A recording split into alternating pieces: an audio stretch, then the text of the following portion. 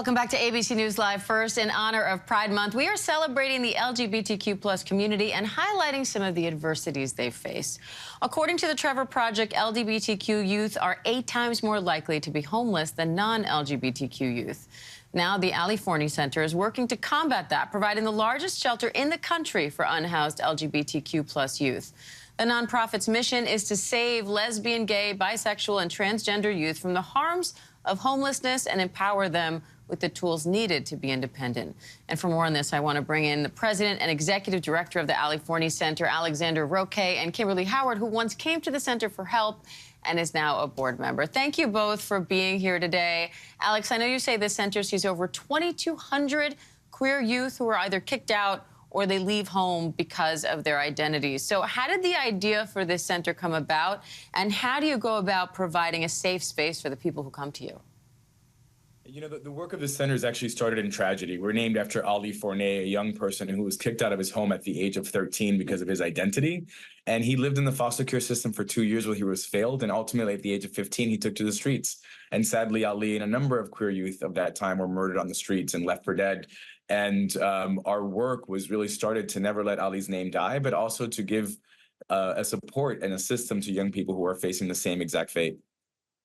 Kimberly, you went to the center for help when you were just 16 years old. What was that experience like for you?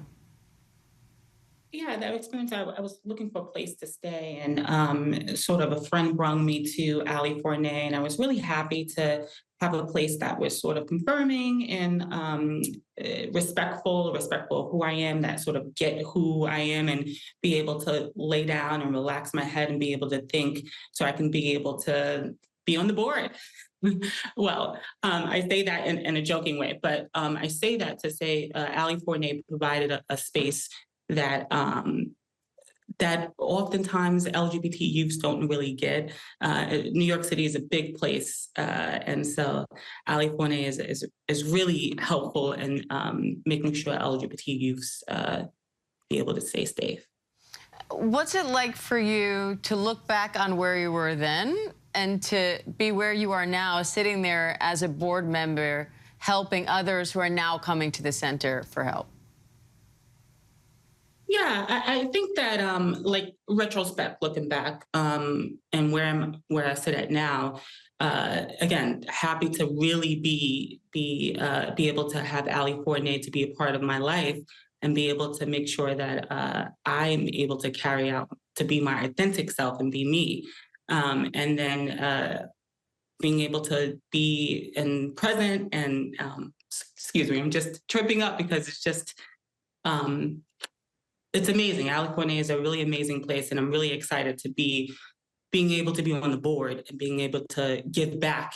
But I also come from a lens of understanding what it is to be in a predicament where a place like Ali Forney showed up, and then to be sitting where I'm at now. So it's just really putting those two together and really bringing my lived experience to the boardroom and being able to help other people.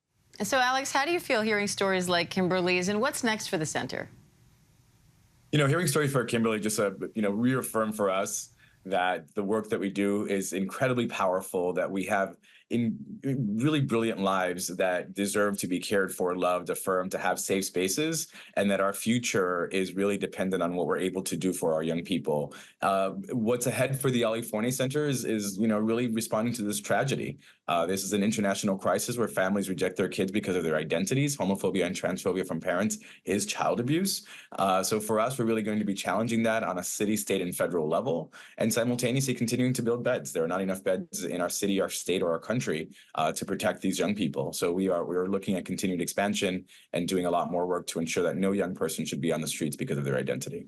All right, Alexander Roque, Kimberly Howard from the Ali Forney Center. Thank you both. Thank you.